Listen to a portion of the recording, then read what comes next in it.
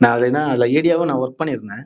அப்படி இருந்தாலும் என்னோட டேக் நம்ம ப்ரிப்பேரா இருக்க முடியாது. ஒரு ஆர்டிஸ்ட்டுக்கு ஒரு பெரிய விஷயம் என்னன்னா, டயலாக் என்ன ஏன்னா அது நெறைய வந்து டெக்னிக்கல் டயலாக். நம்ம மாத்துற மாரியான டயலாக்லாம் எதுவுமே கிடையாது. எல்லாமே அது டெக்னிக்கலான ஒரு அந்த கெமிக்கல் வார்த்தை இதெல்லாமே இருக்கும்.